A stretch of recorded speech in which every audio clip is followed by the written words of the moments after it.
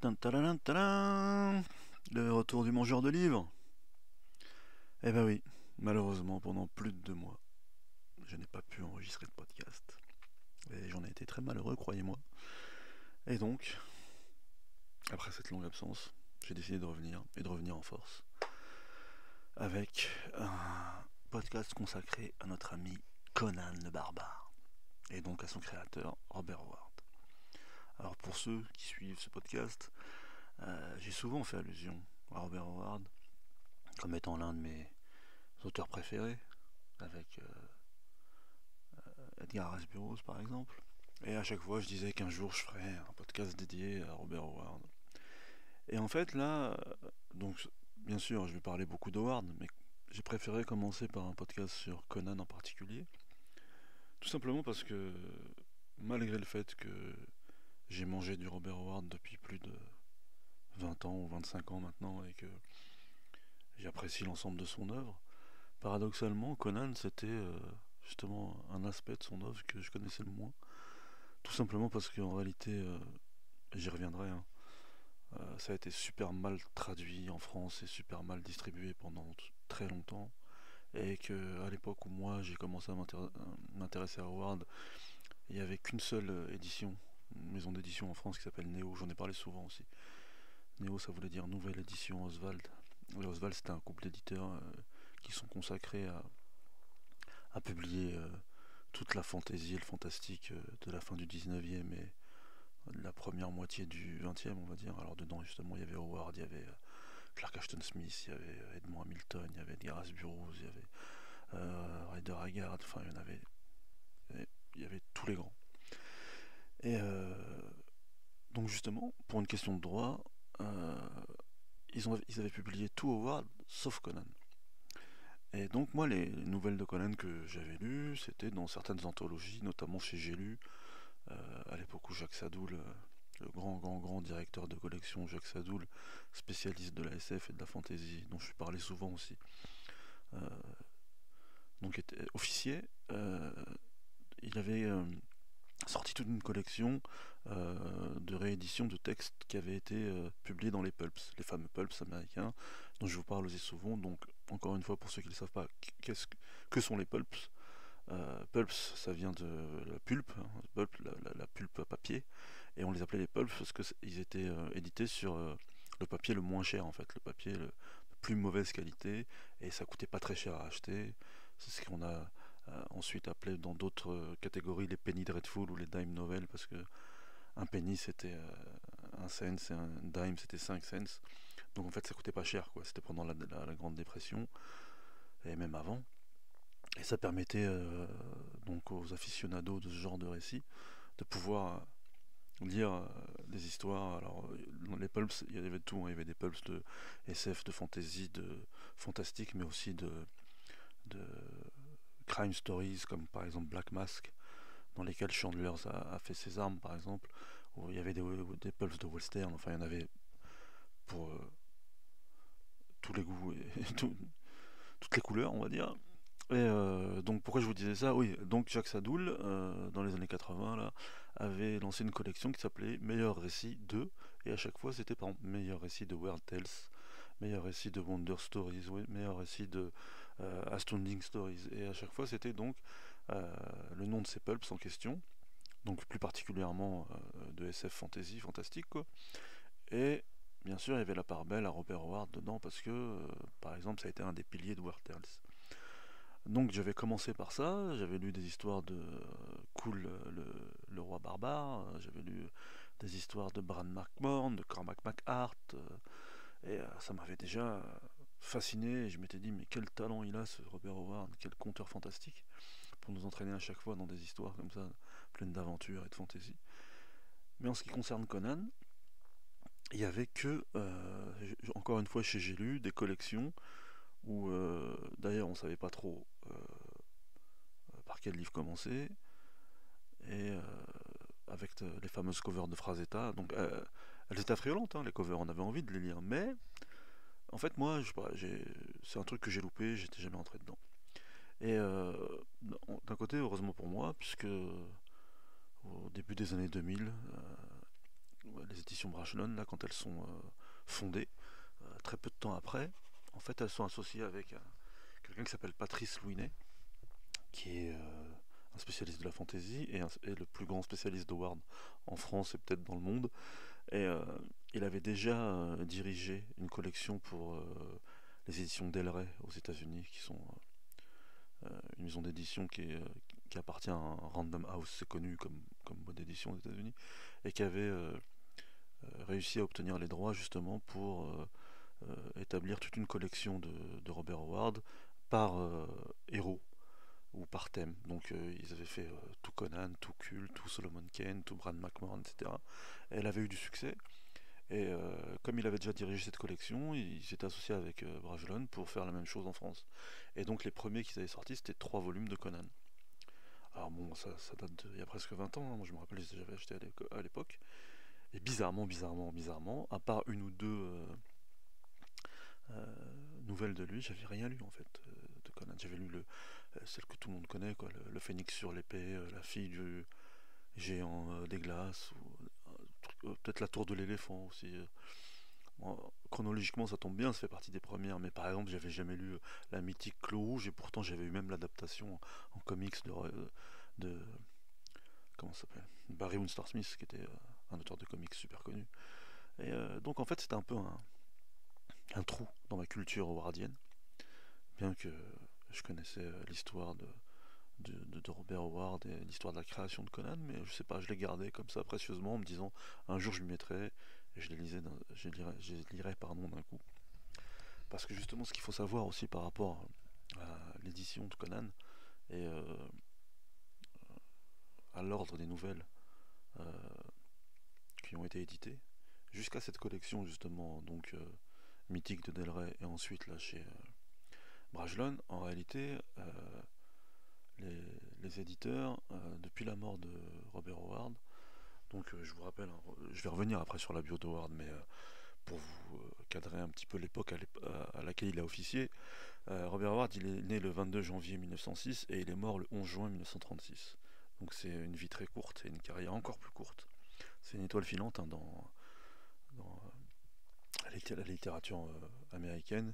Et on est nombreux à penser que il s'est suicidé en fait en 36 parce que sa mère venait de mourir de tuberculose et il était dans sa voiture et il s'est tiré une balle dans la tête. Et on est donc nombreux à penser que si malheureusement, enfin, s'il n'avait pas commis cet acte, quoi, il serait devenu l'équivalent d'un Jack London ou d'un des grands auteurs classiques américains parce que c'était un génie de la littérature.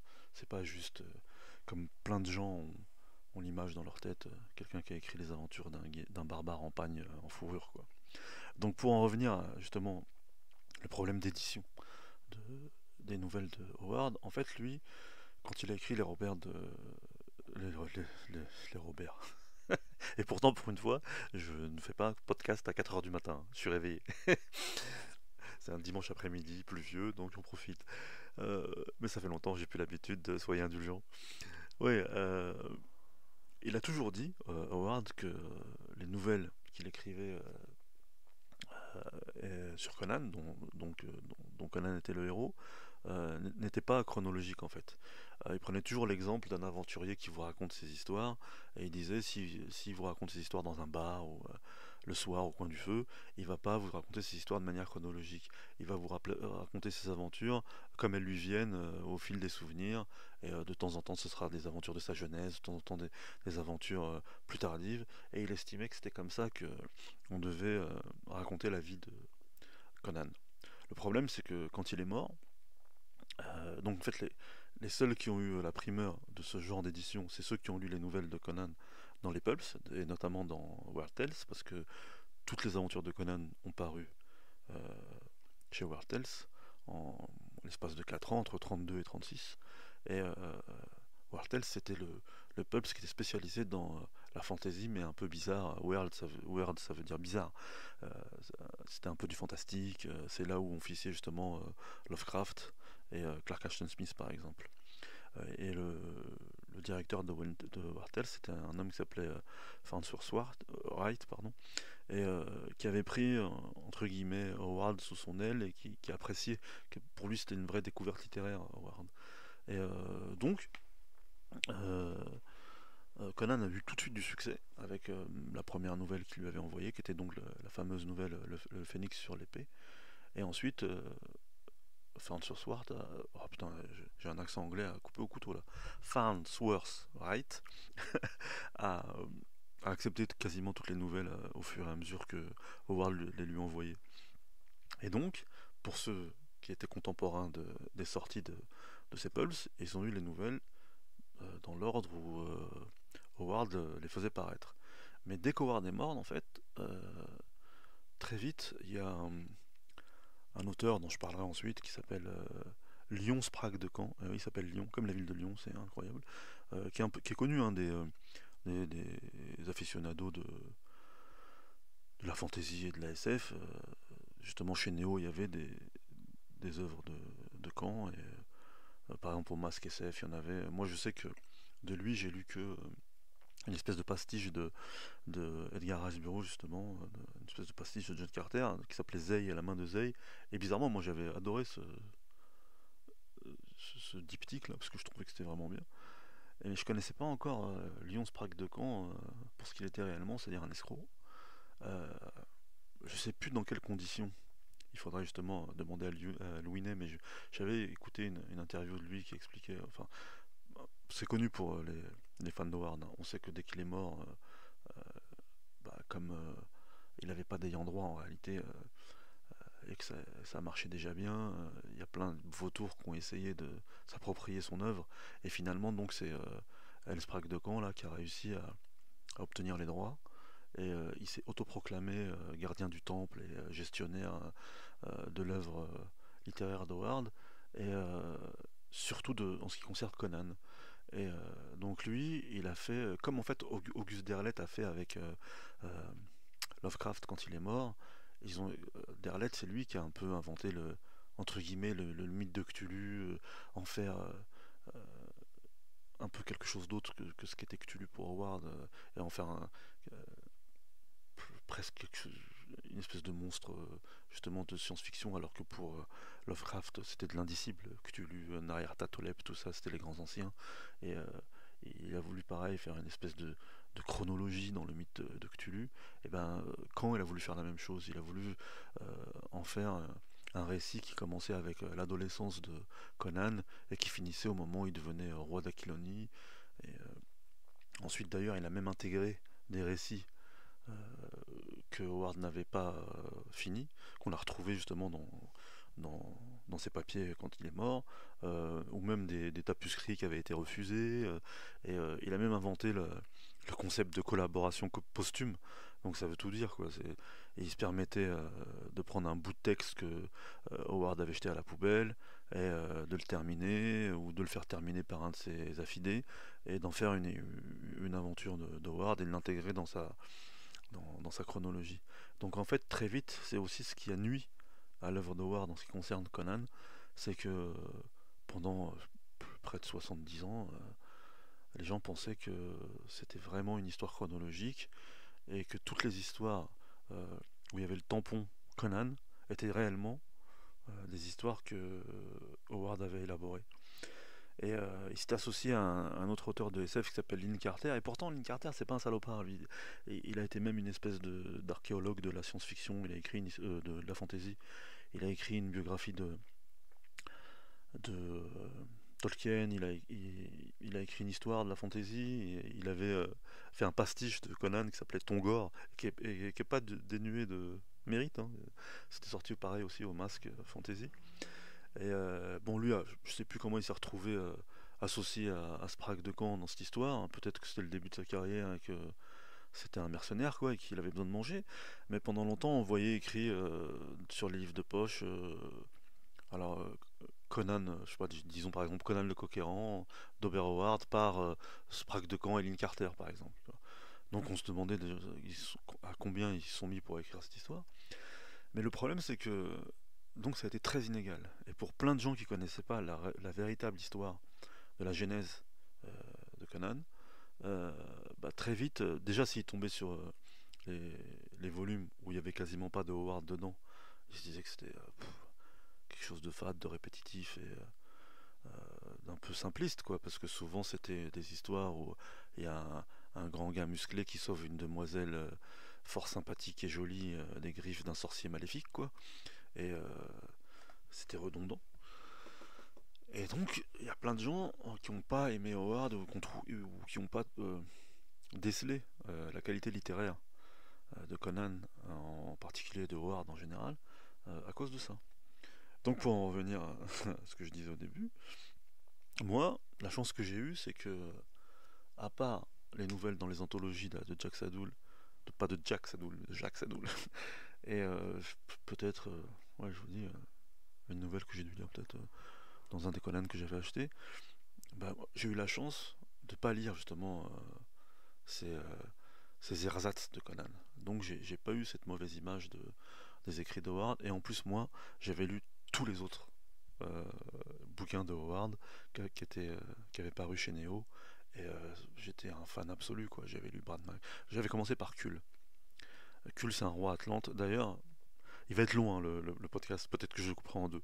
Euh, D'ailleurs, Kull, en fait, Howard, après, on a fait un ancêtre de Conan. Comme Brad McMorn est devenu un de ses descendants. Parce que le monde dans lequel évolue Conan, c'est un monde créé de toutes pièces par Howard qu'il a appelé l'âge iborien.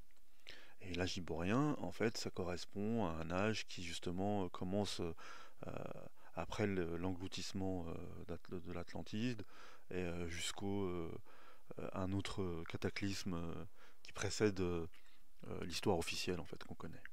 Alors c'est pour ça que dedans il y a plein de peuples qu'on pourrait euh, comparer par exemple à des Assyriens, à des Celtes. D'ailleurs il y a les Pictes, les fameux Pictes. Les Pictes qui sont une tribu d'Écosse, hein, qui ont vraiment existé, mais que lui il a intégré justement dans ce monde fantaisiste de l'âge iborien. D'ailleurs il a écrit un texte qui s'appelait Genèse de l'âge iborien, où il explique justement les différents cataclysmes et les différentes évolutions de tous ces peuples, les différentes conquêtes. Parce qu'ensuite, justement, pourquoi il appelle ça l'âge iborien, c'est qu'il y a en gros les occidentaux, hein, la race blanche entre guillemets de cette époque, qui sont les Iboriens, qui sont divisés en plusieurs royaumes, dont l'Aquilonie, euh, que Conan va conquérir à la fin de sa chronologie justement, et dont il va devenir roi. Euh, Ça, ce sont les Iboriens.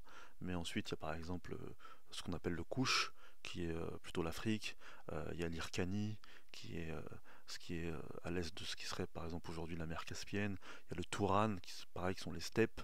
Il y a le Vendia, qui est l'Inde. Il y a je sais plus comment il appelait l'Empire perse, mais c'est un truc comme ça, l'Empire farsi ou un truc comme ça. Et donc on voit tout de suite à quoi il fait référence parce que c'est des noms qui changent à peine justement pour que ça nous interpelle, ça nous parle. Et donc Conan c'est un Cimérien, la Cimmérie c'est un des royaumes du nord justement du monde iborien. Il fait partie justement des Iboriens et c'est par contre un royaume qui n'est pas civilisé. Enfin on peut même pas dire que c'est un royaume, c'est un pays qui est fait de clans en fait, différents clans, différentes tribus, mais qui est indomptable, dont les Aquiloniens par exemple, qui sont donc au sud de cette contrée, essayent toujours de coloniser, mais ils n'y arrivent pas. Et parmi justement les Iboriens du nord, là, il y a donc les Cimériens, il y a les Aesir et les Vanir, donc pour ceux qui sont férus de mythologie nordique, bah, ça correspond aux As et aux Van, hein, les dieux nordiques. Et il y a même l'Hyperborée. Donc l'Hyperborée, ça fait référence à ce que les Grecs considéraient comme une espèce de paradis nordique, la demeure d'Apollon, où les gens étaient quasi immortels et vivaient sous sa protection. Et pendant longtemps, donc, c'est un pays mythique. Donc justement, il a incorporé et l'Atlantide et l'Hyperborée dans son monde. Et encore une fois, je reviendrai à ça plus tard quand je vous parlerai de l'élaboration vraiment des nouvelles. Mais là, c'est juste une présentation générale pour commencer le podcast, quoi. Donc, ça fait une longue introduction, mais vous avez l'habitude avec moi. Pour en revenir donc à Conan, pourquoi là j'ai donc décidé de vous parler de Conan en particulier, plutôt que de l'œuvre pléthorique d'Howard, c'est que je me suis dit, comme j'avais jamais lu l'intégralité des nouvelles, j'avais les 3 volumes de Brajlon, et récemment, dans mes pérégrinations littéraires de mangeur de livres, je suis tombé sur la réédition en poche de ces 3 volumes. Et j'avais écouté un podcast de Louis Neige, dont je sais plus quel podcast là, de fantasy, où il disait justement que l'avantage de ces nouveaux volumes en poche là, c'était que il avait retraduit certains textes encore. Parce que ah oui, c'est lui aussi le traducteur de toutes les nouvelles de Ward dans cette édition. Et il a de longues préfaces, de longues postfaces, et il apporte un éclairage vraiment intéressant, important et plein d'érudition sur Howard en général et la genèse de Conan. Et donc, comme j'ai eu les 3 d'un coup, là, dans une broque, là, ou je sais plus, dans une bouquinerie, à Peanuts, ce qui est un scandale parce qu'on ne devrait jamais brader du Howard. Donc j'ai commencé. J'ai commencé par donc le premier volume, Conan le Cimérien, ensuite L'heure du dragon, pour finir avec les fameux clous rouges.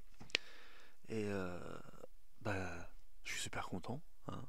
C'est la honte, hein, comme je dis souvent, le paradoxe des mangeurs de livres, c'est que parfois, malgré le fait qu'on ait justement mangé du livre dans tous les domaines différents, bah, il y a des grands classiques, des grands anciens, des grands monuments qu'on n'a jamais lus et qu'on lit très tard.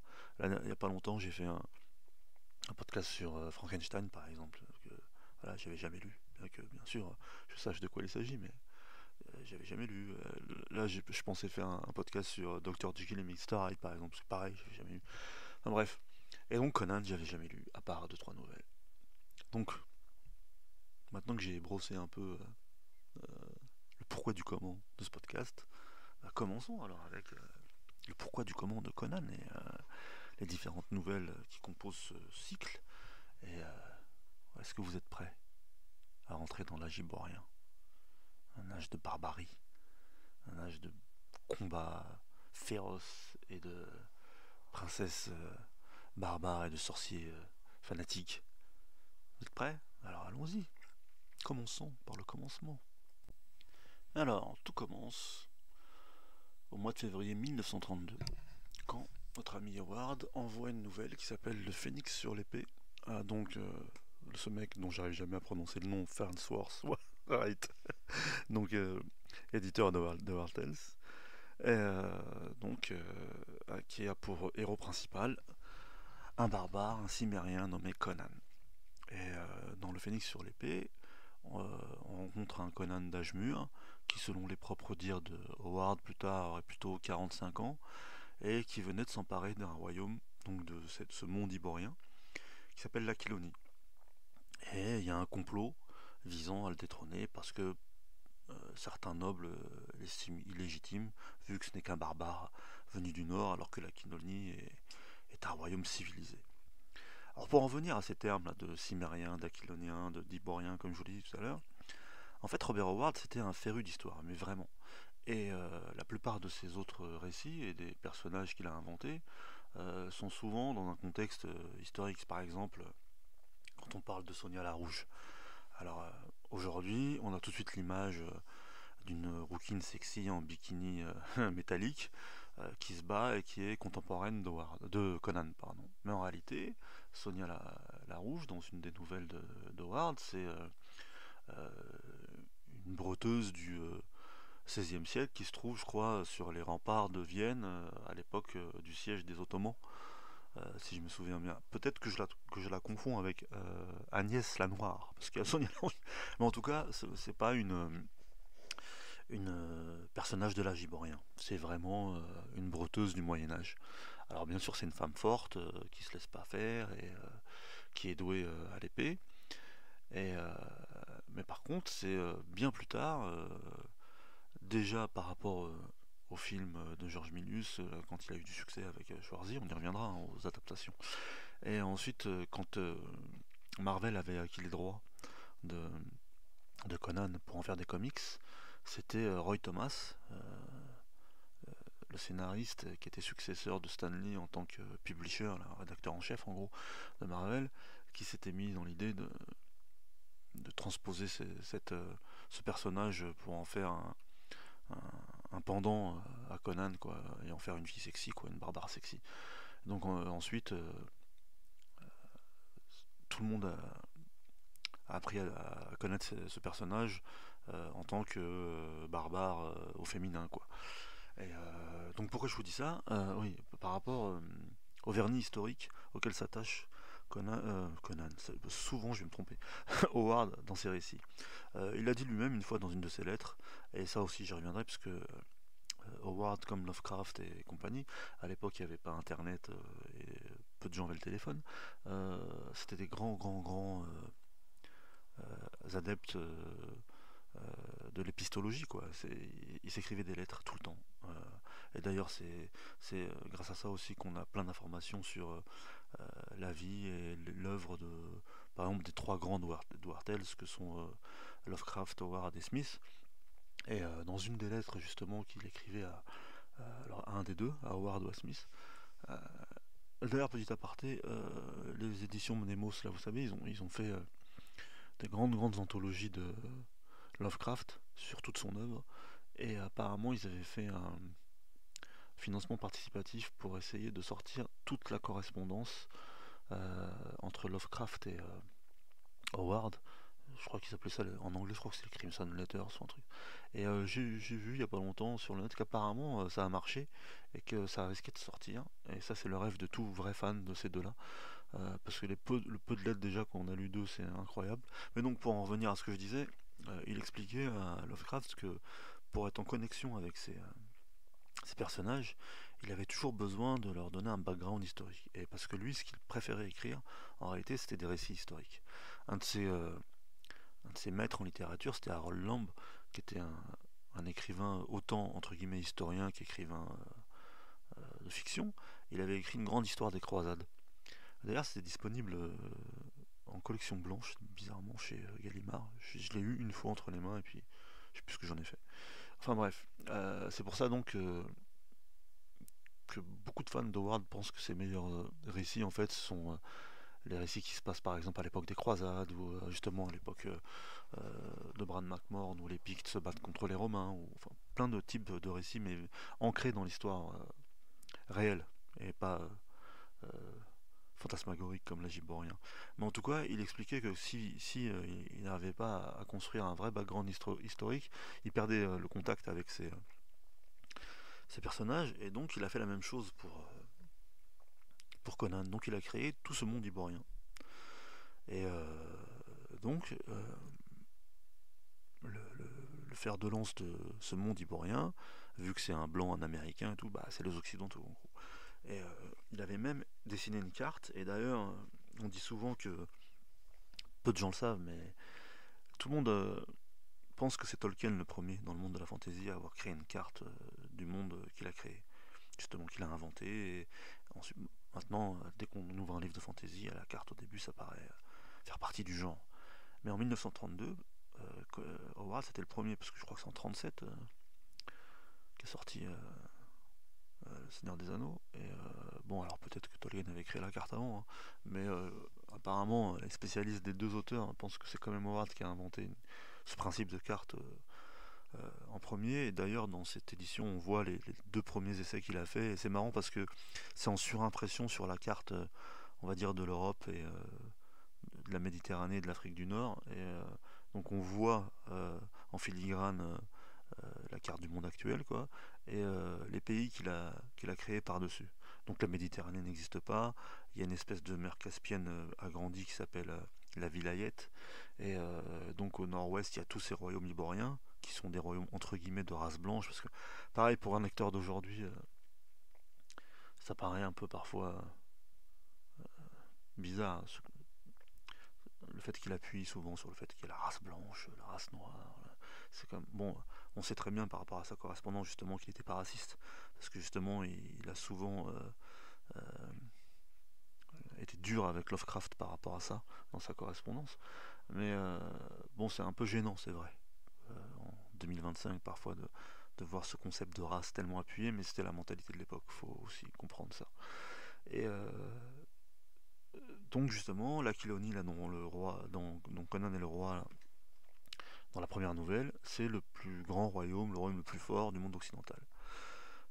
Comme je vous l'ai dit tout à l'heure, en fait, ça se divise en gros entre les races blanches du nord, qui se divisent en deux, parce que comme je vous l'ai dit, il y a les races civilisées, l'Aquilonie, la Némédie, je sais même plus, les Bossoniens, les Gunderland, les trucs comme ça, là. Au nord, il y a trois pays, enfin, ou quatre si on compte l'Hyperborée, donc la Cimmérie, le Vanheim pour les Vanir et le pays des Aesir. Un peu plus au sud, mais toujours à l'ouest de l'Aquilonie, il y a le royaume des Pictes. Alors comme il le souligne maintes et maintes fois, les Pictes sont de race blanche, mais ne sont pas considérés comme des blancs, parce que ce sont des barbares primitifs, et qu'ils ont la peau foncée, pas sombre, mais foncée, qui sont petits avec les cheveux bruns. Donc il y a vraiment des distinctions raciales importantes. Ensuite au sud, il y a ce qu'on appelle... alors il y a une espèce de Sahara en vérité, une espèce pareil de barrière désertique où entre guillemets il y a des peuples, on va dire, arabo-berbéro-sémites là. Et en dessous, il y a le Kouch. Alors le Kouch, normalement, c'est un pays tout seul. On appelle ça les Kouchites. C'est le plus grand des royaumes noirs. Mais ensuite, ça continue plus bas.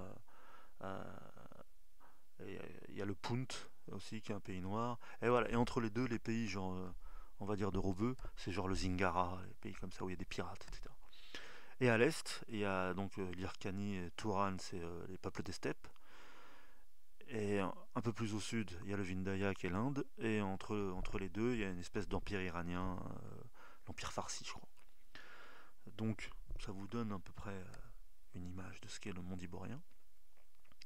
Mais par contre, dans justement les écrits qu'on a retrouvés, ce qu'il avait dit que justement là, quand on en arrive à la dernière nouvelle du cycle, c'est les fameux clos rouges.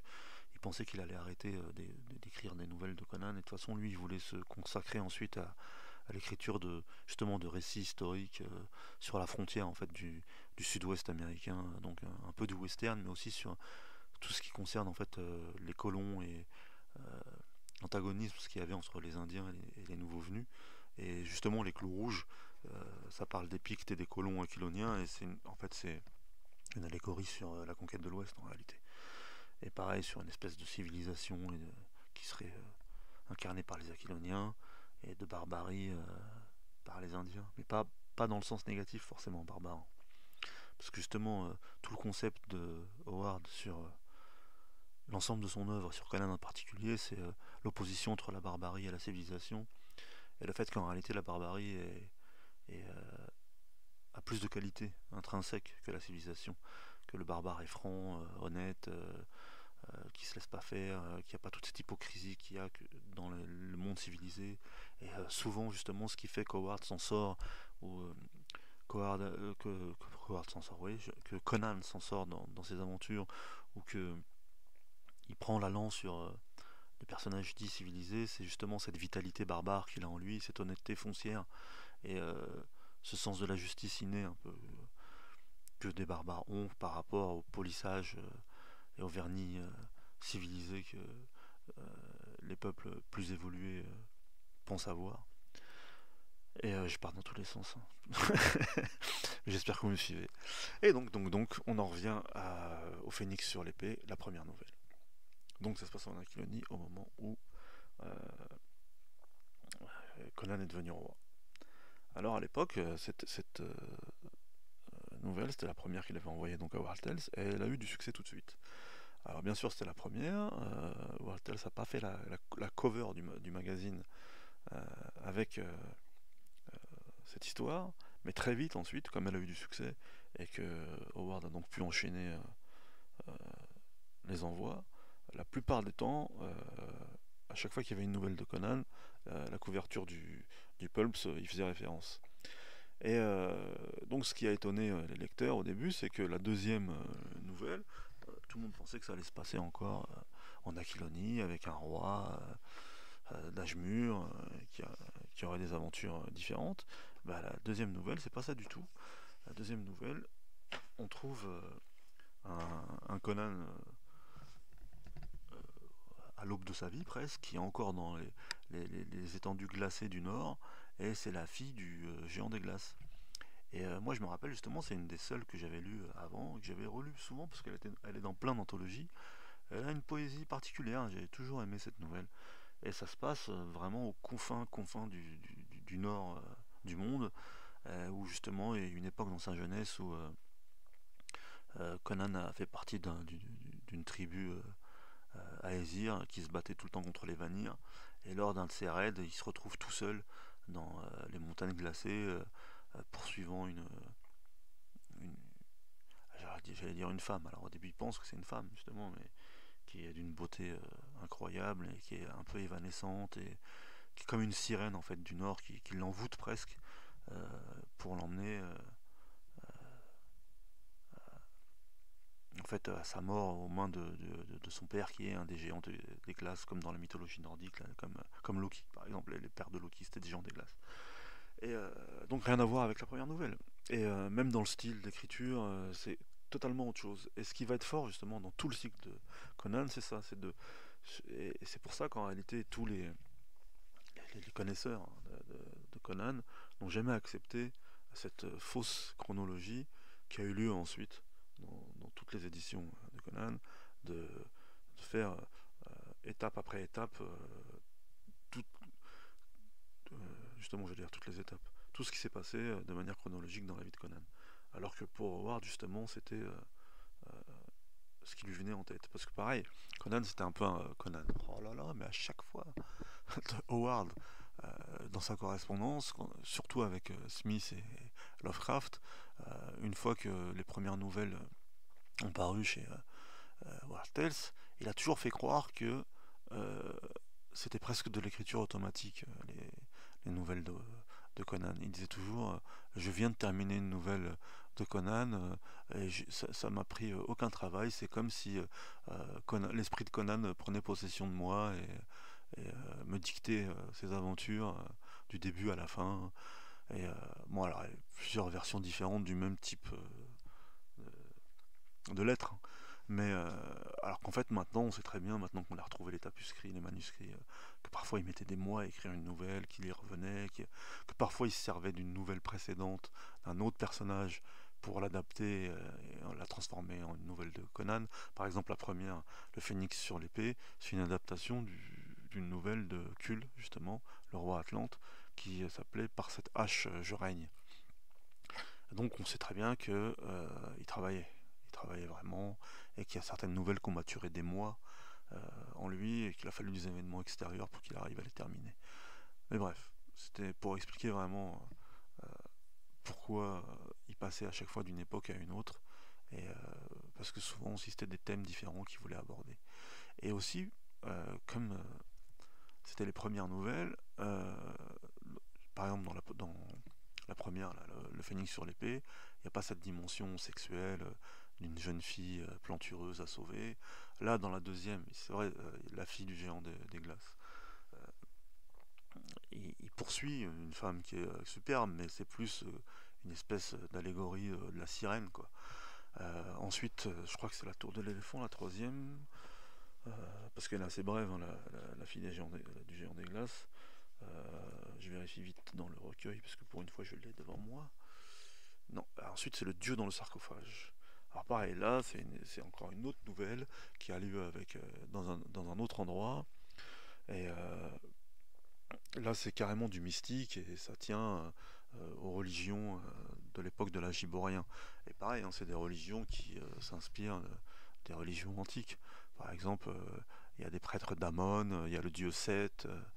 Et, euh, et là pareil, en fait c'est une espèce de malédiction d'un ancien sorcier qui revient à la vie, qui était un prêtre d'Amon, je crois, ou de Seth, qui a été justement ensuite, le culte de Seth a été abandonné, mais au profit du culte d'Amon, mais il reste toujours des prêtres dans l'ombre, cachés dans l'ombre, qui sont prêts à ourdir des machinations pour que le culte de Seth revienne. Et bon, Seth, comme c'est le dieu serpent, bah, c'est le dieu maléfique.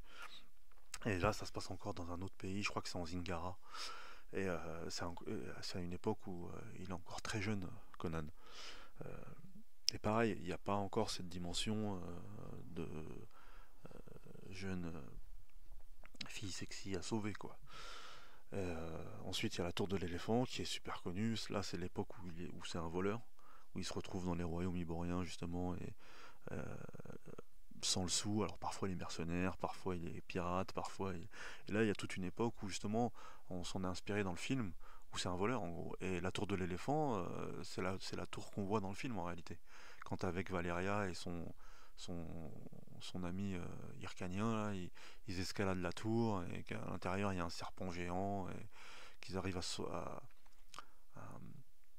à chaparder le gros rubis là et à se sauver. Euh, Parce qu'en fait le film là, de Milius, il prend plein d'éléments différents de plein de nouvelles. Donc on peut quand même dire, malgré le fait que ça correspond pas réellement à ce qu'est Conan et ce que Howard voulait en faire, il y a quand même pas mal de clins d'œil et pas mal de choses. Parce que personne ne va dire que Conan le barbare est un mauvais film. C'est un bon film d'action. Par contre, c'est pas Conan tel que Howard l'a réellement inventé. Et c'est pour ça d'ailleurs que plein de gens ont cette image, encore une fois, du barbare en slip en fourrure là. Mais moi je l'ai revu justement pareil pendant que je lisais ça, ces bouquins. Et je trouve quand même que pour ce qui est de la fantasy quoi, et des années 80, quoi, et même par rapport à aujourd'hui, c'est encore un film qui se tient, c'est encore un film qui est très bon. Il y a des morceaux de bravoure dedans, mine de rien, ok, la caractérisation de Conan par Schwarzy, on va dire, parce qu'à l'époque il savait pas bien parler anglais, donc il parle pas beaucoup, et c'est plus une armoire à glace que ce qu'est Conan dans les livres, parce que quand Howard le décrit, il le décrit toujours comme souple, félin, comme une panthère, mais bon, il le décrit aussi comme quelqu'un de massif et aux muscles d'acier. Donc, à la différence de plein de gens, aussi même de Louis, moi je pense que quand même il se rapproche pas mal de Conan en réalité.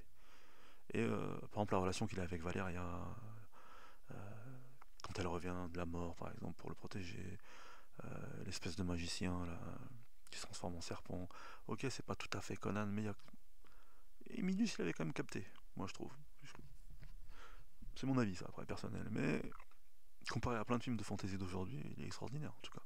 Enfin bref, c'était pour vous dire que La Tour de l'éléphant, on va dire, ça ressemble un peu au film. Ensuite, il y a Les Citadelles écarlates. Là, on retrouve Conan en tant que roi. Et donc, il y a encore un problème parce que le royaume iborien qui est proche de l'Aquilonie, ça s'appelle Anémédie. Et l'héritier naturel de, du royaume d'Aquilonie s'était réfugié en Anémédie. Bon, il y a un complot, ils essayent de récupérer la couronne en gros. Donc, et Conan se retrouve un moment loin de chez lui, et justement encore avec des serpents géants, avec des sorciers maléfiques quasi immortels. Et donc ces quatre premières nouvelles, par exemple, on sent l'originalité d'Howard. Et ce qu'a pu être Conan quand justement ça arrivait dans les années 30 là, dans les pages de War Tales.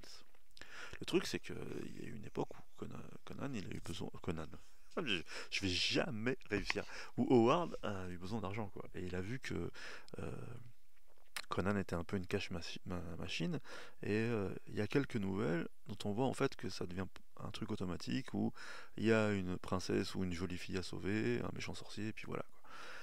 Qui sont, on va dire, d'un niveau un peu en dessous des premières nouvelles. Mais c'est pas encore le cas de, par exemple, La Reine de la Côte Noire. Moi je crois que c'est une de mes nouvelles préférées. C'est elle met en scène justement Belit, la Reine de la Côte Noire. C'est une femme qui justement qui est une espèce de pirate au large des côtes africaines quoi en gros, qui a un équipage exclusivement composé d'Africains justement. Et elle bien sûr c'est une blanche superbe, et elle croise la route de Conan, et en fait elle en tombe éperdument amoureuse, et justement ça, bien que Valeria existe, hein, le personnage de Valeria qu'on voit dans le film, mais qui c'est dans les clous rouges ça, euh, ouais justement Valeria elle lui dit qu'elle reviendra des morts s'il le fallait, tellement son amour pour Conan est grand, et qu'elle le protégerait malgré tout, même si elle était morte. Bah, en fait, c'est Bélite, ça. Dans la côte de la côte noire, dans la reine de la côte noire, pareil, ils abordent une jungle ancestrale avec une cité enfouie. Et, malheureusement pour elle, à un moment donné, Bélite meurt, mais avant de mourir, elle lui dit mon amour sera plus fort que la mort, et si t'es en danger, je viendrai te sauver. Et justement, là, dans les premières nouvelles d'Howard, Euh, moi, je crois que c'est ma préférée. Alors, il y en a plein qui préfèrent La Tour de l'éléphant, Le Phénix sur l'épée. Après, c'est des goûts personnels. Mais moi, j'avais bien aimé La fille du géant de gel parce que c'était onirique presque, et que ça faisait référence à la mythologie nordique, un truc que j'aime bien. Et moi je suis un peu fleur bleue, hein, et dès qu'il y a une histoire d'amour dans de la fantaisie, même de la vraie fantaisie, j'allais dire bourrine, mais parce que c'est pas bourrin, hein, Conan, mais bah quand c'est bien écrit, ça me séduit toujours. Donc je crois que c'est celle que je préfère dans le premier volume. Le personnage de Belit, il est vraiment intéressant. Parce que justement, pareil, le principal reproche que font les lecteurs d'aujourd'hui à Conan et Howard en particulier, et à la fantasy et la science-fiction des années 30 en général, en tout cas au début du genre, c'est que souvent les femmes étaient des faire-valoir, ça je le dis souvent dans les podcasts, hein, étaient des faire-valoir, qui étaient juste un prétexte à une espèce d'excitation sexuelle pour les lecteurs. Alors c'est vrai, mais de toute façon, de tout temps, même si on prend Homère, l'Odyssée, les mythes grecs et jusqu'à aujourd'hui, euh, ça a toujours été un prétexte, des histoires à mettre des belles femmes et des beaux mecs. Enfin, je veux dire, c'est le principe.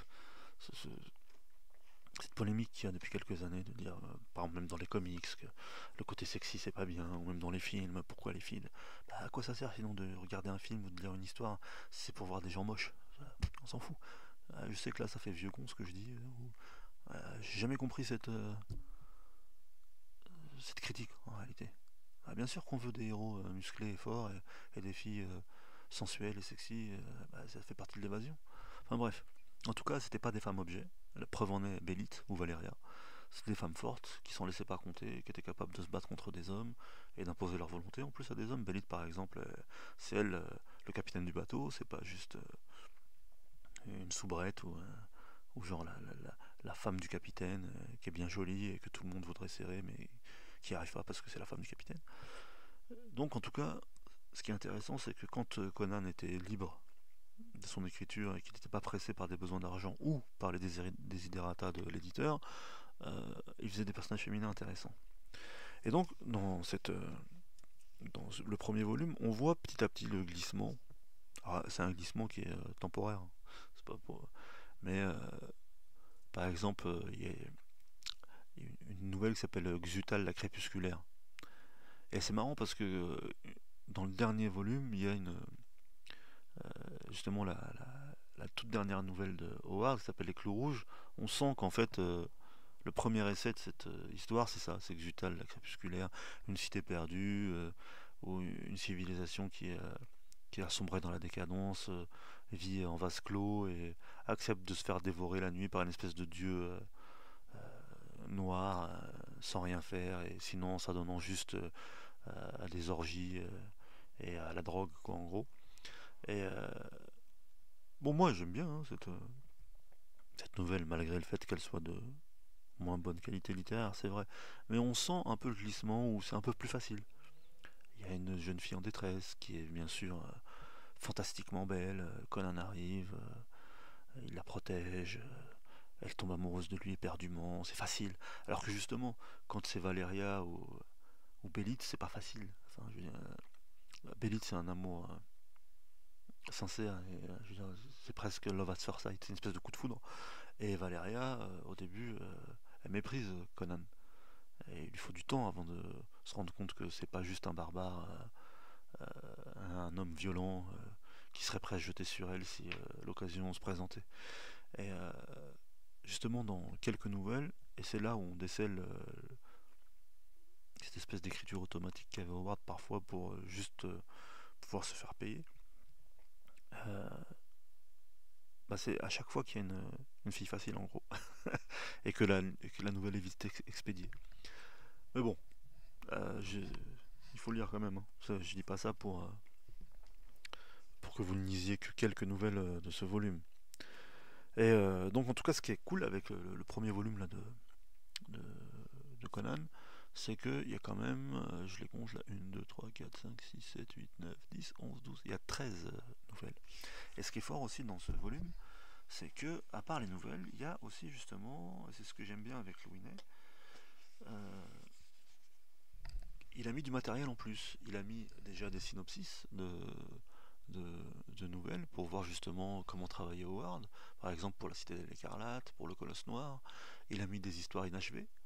Donc c'est toujours frustrant, mais ça donne aussi des idées de ce que pouvait enfin, vers quoi pouvait aller Howard. Et surtout, il a mis la genèse de l'âge ivoirien qu'Howard a écrite lui-même. Donc qui explique justement tout ce qui s'est passé depuis la chute de l'Atlantide jusqu'aux prémices des premières migrations des Indo-Européens et ce qui allait donner la civilisation, enfin le monde actuel, quoi, les différentes nations et peuples d'aujourd'hui. Et donc tout ce monde ivoirien est décrit dans cette genèse, sans compter en plus les cartes du monde ivoirien. Donc c'est pas mal. Et il y a une préface et une postface de Louinet qu'il appelle une genèse ivoirienne. Donc en tout cas, comme entrée en matière, ce premier volume là, en poche, moi je le trouve extraordinaire franchement, parce qu'il y a toutes ces informations. Il y a déjà le matériel des nouvelles, et en plus il y a plus d'une dizaine de nouvelles, donc ça vous donne une palette assez importante de ce que pouvaient être les aventures de Conan.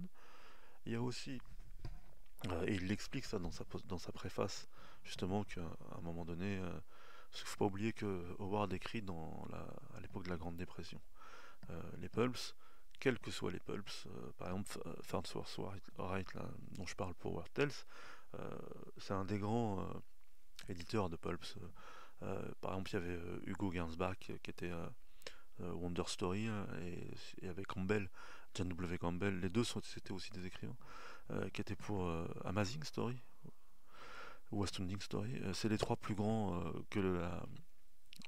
dont l'histoire se rappelle par rapport aux pulps. C'était des grands éditeurs en fait, quoi. C'était ceux qui ont réussi à faire connaître tous les grands déjà du pré-âge d'or. Donc par exemple là il y a Robert Howard, mais donc Lovecraft, Smith, même Edgar Rice Burroughs a commencé dans les pulps. C'est en lisant un pulps un jour, quand il avait une quincaillerie, qu'il s'est dit qu'il pouvait faire aussi bien et qu'il a commencé à écrire John Carter et Tarzan.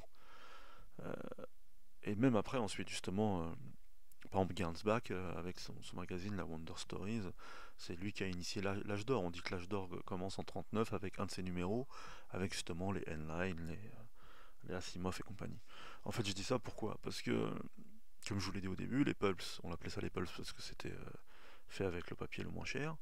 Mais malgré tout, c'était une époque où les gens n'avaient pas d'argent, où il y a eu la crise de 29, la Grande Dépression. Mais paradoxalement, justement, comme le dit toujours, c'est une époque où les gens continuaient à aller au cinéma et on continuait à acheter des livres, ou en tout cas des pulps. Parce que justement, même quand c'est la merde, on a besoin d'évasion. On a besoin de changer les idées. Et donc ça marchait quand même. Le problème, c'est que par exemple, Weird Tales, même s'il y a eu tous ces écrivains fantastiques, il a toujours été à la limite du dépôt de bilan.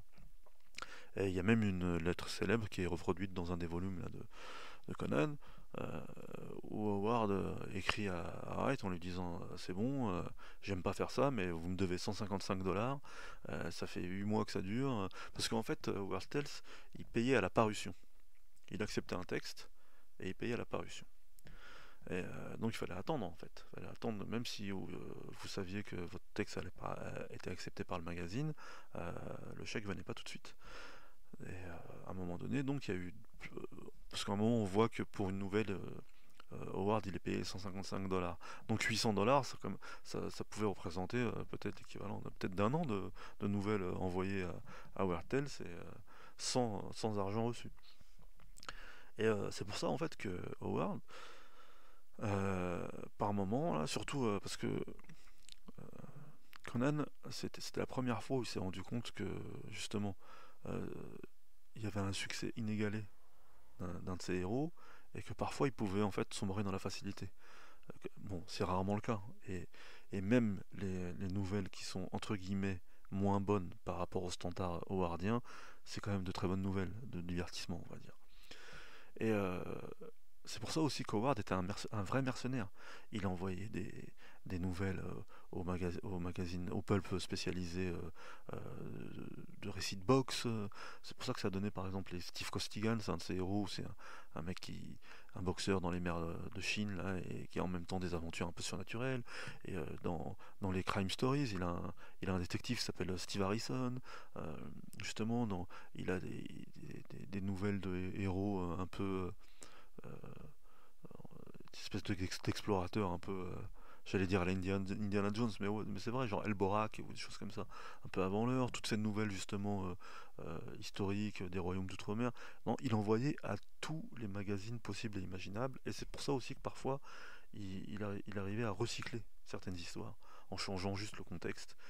Par exemple, il y a plein d'histoires d'Elborak qui se retrouvent avec un autre nom, et en réalité c'est les mêmes.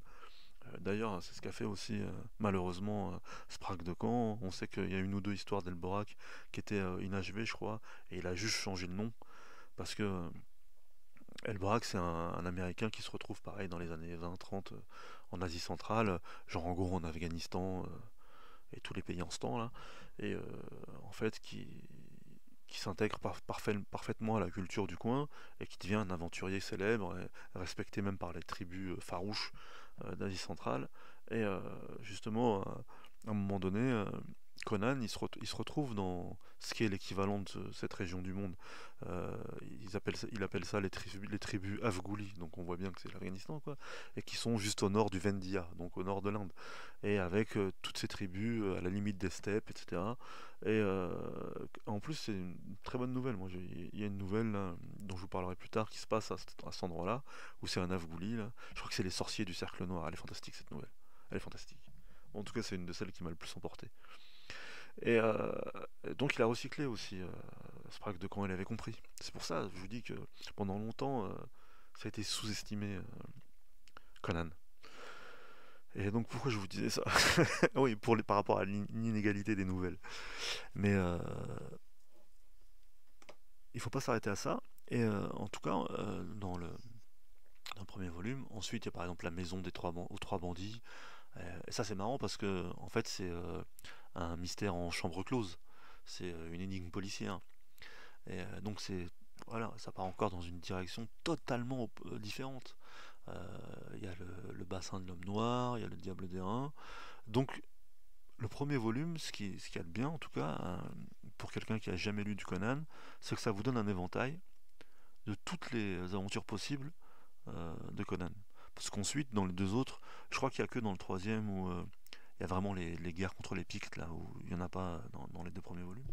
Mais sinon, à part ça, il y a à peu près toutes les régions du monde ivoirien qui sont abordées. Quoique, c'est vrai, comme je vous disais, celle du Vendia, là, il n'y a pas encore l'Est. Dans le deuxième, il y a, pareil, à un moment, il est Kozaki, sur les rives de la Vilayette. Bah, Kozaki, pareil, ça fait référence aux Cosaques, quoi. Donc, c'est pas mal, ça vous montre l'étendue de déjà la connaissance historique qu'avait Howard, parce que ça c'est quelque chose qui m'a toujours fasciné pour quelqu'un de son époque. Alors bien sûr, pareil, maintenant qu'on a épluché sa correspondance dans tous les sens, on voit que il n'hésitait pas à contacter d'autres écrivains et de faire des comparaisons, mais c'est quelqu'un qui habitait, je vous l'ai pas dit, c'est quelqu'un qui habitait dans une petite ville du Texas qui s'appelait Cross Plains. Et il le dit lui-même, hein, Cross Plains c'est quand même un trou du cul du monde. C'est au fin fond, c'est pas Houston ou Dallas, hein, c'est l'ouest du Texas, c'est pas loin du Nouveau-Mexique, etc. C'est semi-désertique. Alors bien sûr, son père était médecin, on va dire que c'était un peu un notable, il avait peut-être accès à une éducation un peu plus avancée que ses concitoyens. Mais par exemple, une chose qui m'avait toujours choqué dans le bon sens, c'est qu'en lisant justement les différents, j'allais dire biographies, pas biographies, mais justement dans les anthologies ou justement les écrits de Louis Ouais, je crois que c'est dans. Parce que Louis il a écrit une biographie d'Howard aussi. Je vous en parlerai un peu plus tard, chez Helios. Et il explique qu'à part Crossplane, une fois il est parti. Parce qu'à un moment donné, il a eu une histoire d'amour, une romance avec l'institutrice de Crossplane, qui n'était pas de là, qui s'appelle Novaline Price, et elle était d'une autre ville. Et je crois qu'il était parti là, justement dans la ville d'origine de cet institut, où il y avait une bibliothèque, et déjà, apparemment, elle était plus importante que la bibliothèque de Crossplane, et pour lui, c'était quelque chose de fou. Donc il a mangé tous les bouquins, et une fois, dans sa jeunesse, il avait fait un voyage à la Nouvelle-Orléans, et donc il a eu accès à la bibliothèque municipale de la Nouvelle-Orléans. Mais pour lui, c'était la bibliothèque d'Alexandrie, quoi. Et il faut pas oublier que c'est les années 30 en Amérique, et pour lui, ça a été l'équivalent d'Internet pour nous. Il a, ça a été une éponge. Il a réussi absorbé un nombre de connaissances incroyables justement sur tout ce qui l'intéressait, l'histoire des Pictes, l'histoire des Indo-Européens, l'histoire de la Syrie, et il était quand même super calé. Parce que la preuve, comme je vous le dis, il faisait à chaque fois des recherches historiques pour avoir un background de chaque personnage. Par exemple, l'histoire des croisades. Alors bien sûr, il avait lu Harold Lamb, comme je vous l'ai dit, qui avait écrit une histoire des croisades. Mais ce qui est super intéressant, c'est ça, c'est que pour quelqu'un de Cross Plains, Texas, dans les années 20-30, c'est incroyable. C'est vraiment incroyable l'érudition d'Howard. Et mis à part le fait que j'ai toujours estimé qu'il avait un véritable talent littéraire, un talent de conteur, et comme je le dis souvent, c'est un des seuls écrivains qui, avec la première phrase de l'histoire que vous lisez, il vous emporte et vous lisez l'histoire d'un trait. Il y avait aussi cette érudition historique qui m'a toujours fasciné chez lui. Et c'est une des raisons pour lesquelles j'ai très vite adhéré en fait aux écrits de Howard. Et bien sûr, il y avait le côté lyrique et épique. Par exemple, dans le premier volume là, que je tiens entre les mains de Conan, pareil, il y a le poème Cimmérie. Parce que Howard était aussi un poète, il a écrit quelques poèmes, et la plupart de ces poèmes en fait ont trait à ce monde ivoirien, et surtout à Conan. Chez Néo, justement, il y avait un recueil qui s'appelait Chants de guerre et de mort. Et justement, entre fans d'Howard, on en parlait souvent parce qu'on se disait c'est bizarre parce que euh, souvent la poésie c'est un peu rébarbatoire, rébarbatif. Alors je suis pas du tout le genre de gars qui aime pas la poésie, hein. Je peux aimer du Rimbaud, du Baudelaire, etc. Mais bon, en général, je trouve qu'il n'y a pas beaucoup de réussite dans ce genre. C'est rare, c'est très rare des poètes qui arrivent à vous toucher. Et lui, il y avait ce lyrisme épique là, dans Chant de guerre et de mort. Et pareil dans le roman, dans le poème Cimmérie qui est dans ce volume, en fait on comprend justement ce qui est à l'origine de ce pays là, la Cimmérie, le pays dont est originaire Conan. Euh, c'est le village de naissance de Howard. En fait c'était pas Cross Plains, c'était un autre village dont j'ai oublié le nom là, et qui était un peu plus, mais pas très loin de Cross Plains. Et en fait c'est une espèce de vallée perdue entre des collines et qui sont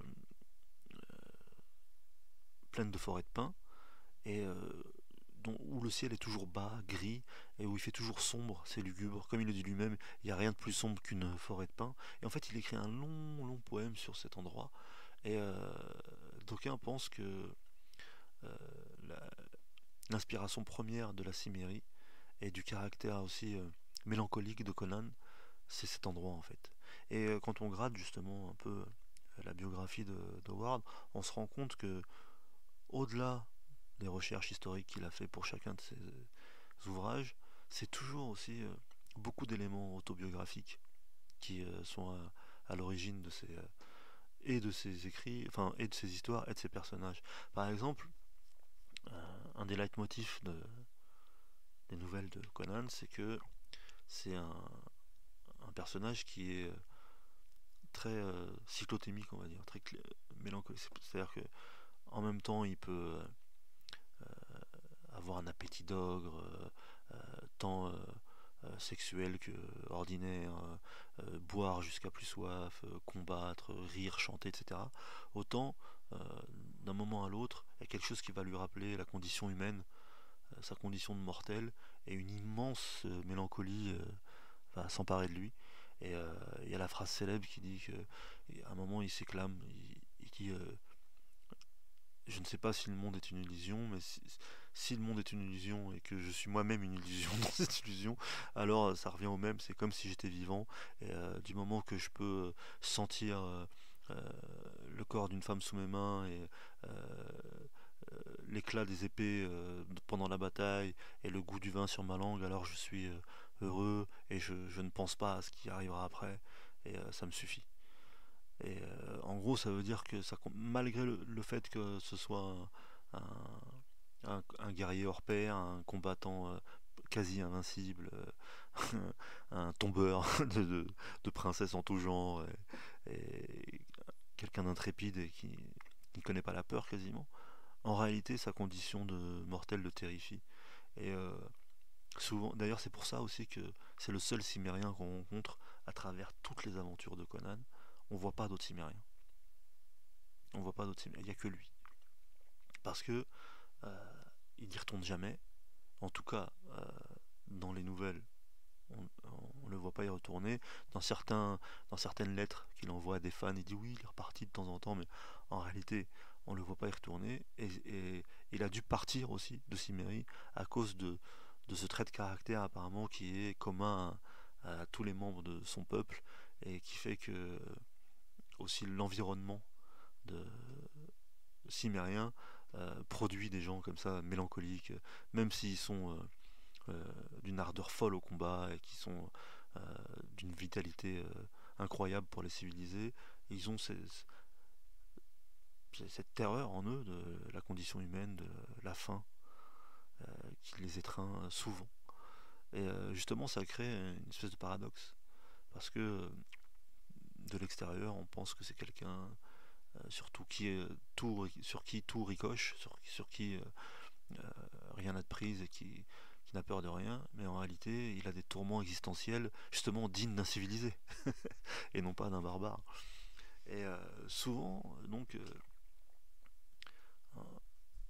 on décèle derrière les personnages d'Howard des traits de caractère justement qui lui sont propres. Justement, cette histoire de suicide après la mort de sa mère.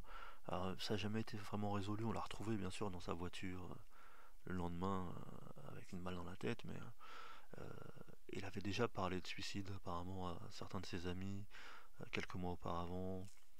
Il y a le fait aussi que d'un point de vue familial, ça a été compliqué. Son père apparemment, même s'il vivait sous le même toit que lui et sa mère, à un moment donné, s'est complètement détaché de sa mère et l'a laissé livrée à elle-même, surtout lorsqu'elle a été malade. Alors c'est paradoxal, c'est un médecin. Et justement, si plusieurs fois il relance ses éditeurs pour être payé, c'est aussi pour prendre en charge les frais médicaux de sa mère. Et donc il y a tout cet aspect un peu sinistre, un peu justement triste. Et là, c'est pas mélancolique, c'est plus enfin dur d'un point de vue émotionnel. Tout ce qu'il vit en réalité, ouais, parce qu'il y a aussi cette romance là avec Novaline Price. Apparemment, à un moment donné, ils ont caressé l'idée de vivre ensemble, quoi, vraiment. Et il s'est rendu compte quelque temps avant, je crois que c'était en 35, quelque temps avant sa mort, quoi, que à un moment donné, elle s'est un peu détachée de lui et qu'elle a commencé à nouer une relation avec un de ses meilleurs amis, avec qui en plus il allait partir en vacances. Et donc je pense que pour lui, ça a été très dur de vivre tous ses rapports personnels, tant avec sa famille qu'avec ses amis. On voit bien aussi, quand il était plus jeune, il s'est jeté à corps perdu dans la musculation. À un moment donné, on l'appelait Tougan Bob, parce qu'il se baladait avec deux revolvers. Ça fait souvent penser justement au type du gringalet qui essaie de se prouver à lui-même que il peut être aussi fort que les autres. Et justement, il jette à corps perdu dans la musculation pour se forger un corps qui sera aussi une carapace. Justement, le fait qu'il écrive toujours sur cette opposition entre barbare et civilisé, que ses héros sont souvent des guerriers inflexibles, impitoyables, mais qui ne sont pas non plus sanguinaires ou malfaisants. C'est intéressant ça aussi. Et bon, bien sûr, j'en parle comme un fan qui a fait un peu de recherche dessus. Hein. Je suis pas au niveau de Louinet, par exemple, qui, comme je vous le dis, a écrit une biographie sur lui, a dédié sa vie à l'œuvre de Howard. Et d'ailleurs, aujourd'hui, il est prof à Sciences Po, je crois. Je crois que il est prof de fantasy. Au moment, je pensais qu'il était prof. L'intitulé de son cours, c'était plus civilisation et barbarie, un truc. Mais je crois que ça, c'est sa thèse. Enfin bref, encore un aparté. Et donc, pareil, ce qui est intéressant dans ces trois recueils, justement, c'est l'éclairage que nous apporte Louinet avec tous ces appendices en fait qu'il y a en plus des textes, c'est que comme c'est fait de manière euh, chronologique, mais dans le sens où pas biographique de Conan, c'est-à-dire chronologique dans le sens les différentes étapes et les différentes nouvelles au moment où il les a écrits.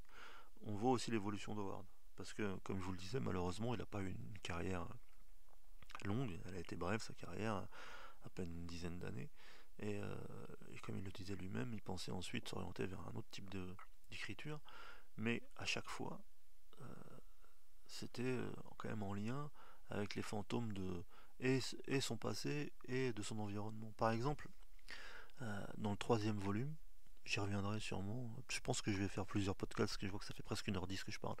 Euh, il parle justement avec son meilleur ami là, apparemment qui lui avait serré sa meuf. Et ils sont partis dans la ville de Billy the Kid, là, où il y avait eu Lincoln s'appelle, dans le sud-ouest là, du Texas, où il y avait eu cette fameuse guerre. Et il y a un auteur célèbre américain qui a écrit un livre sur cet endroit, la guerre sanglante de Lincoln, je crois. Et donc il y va et il écrit une lettre à, je crois que c'est encore pardon, Lovecraft, et il dit que jamais aucun endroit ne l'a hanté comme cet endroit quand il est arrivé. Pourtant, il avait été sur des champs de bataille, par exemple, et tout. Mais là, il se sentait happé par l'atmosphère lugubre, l'atmosphère de mort qu'était cette vallée. Parce qu'apparemment, c'est une vallée perdue au milieu du désert. Et il explique bien qu'en fait, comme dans son cas, il pense que c'est la géographie qui modèle les gens. Comme par exemple pour lui, là, c'est l'endroit où il est né, et la Cimmérie avec Conan. Et il explique qu'en fait, pourquoi à un moment donné, parce que pour les Américains, cette guerre-là de Lincoln, elle est célèbre. Et en fait, c'est quelques familles dans un village perdu, d'une vallée perdue, entourée de désert, en fait, des tensions sont exacerbées, ce qui paraîtrait dérisoire pour des gens qui peuvent prendre le bus et changer de quartier, quoi, et aller dans une autre ville. Là, en fait, c'était n'importe quoi. C'était trois, quatre familles entre elles qui sont arrivées au paroxysme de la haine et qui se sont entretuées, en gros. Et justement, les clous rouges, bizarrement, euh, qui se passent avec des pictes.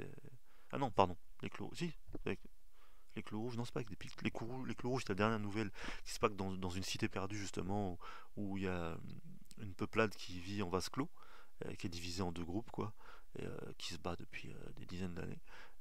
En fait, à la fin, ce qui lui a permis de justement pouvoir la mettre sur papier, c'est ce voyage dans cette ville de Lincoln. Donc, c'était quelqu'un qui était à fleur de peau, hein, qui était très sensible. Et justement, la plupart des gens ne pensent pas que l'auteur de Conan était en réalité une sensibilité extrême, tant dans ses rapports avec les gens que dans ses rapports avec son environnement. Et c'est pour ça aussi que souvent je parle d'Howard pour essayer de le réhabiliter, parce que comme que je le dis souvent, lui, c'est parce que c'est les deux exemples les plus célèbres, mais on pourrait peut-être, comme le dit Louinet, Bram Stoker avec Dracula ou Ian Fleming avec James Bond, c'est un peu le même cas. On connaît leur création, mais on connaît pas leur œuvre littéraire. Et en tout cas, que ce soit Robert Howard par exemple, avec Conan, dont l'image d'Épinal est un barbare avec un pagne en fourrure qui met des coups d'épée et arrive à envoûter des jolies filles. Et par exemple, Edgar Rice Burroughs avec Tarzan, où c'est encore pire. Pareil, un mec en pagne, mais là en peau de léopard. Et moi, Tarzan, toi, Jane et Cheetah, bah, c'est pas du tout ça. Ce sont de grands écrivains qui ont atteint des sommets, justement, en écriture, en, en stylistique, en tout ce que vous voulez, et juste dans le fait de pouvoir emporter ses lecteurs avec eux dans des mondes imaginaires. Et, sans oublier que c'est des gens. Alors, encore plus tôt pour Burroughs, parce que c'était vraiment en 1911, 12, 13, 14 qu'il a écrit et Tarzan et John Carter au début. Et pour ce qui est d'Howard, pareil. Parce qu'à la limite, on va dire, Burroughs, il a eu une vie vraiment aventureuse. Il a tout fait, il a même été dans la cavalerie. Par exemple, son livre Le démon Apache, c'est de l'époque où justement il est dans la cavalerie, dans justement le sud-ouest américain. Il a connu les derniers Indiens, quoi, en gros. Mais après, il a tout fait, quoi. Il a été chercheur d'or, il a été épicier, il a été autant dans les grandes villes de l'Est américain que dans. Il a été à Hawaï et je crois qu'il a connu même Pearl Harbor à la fin de sa vie. Enfin, bref.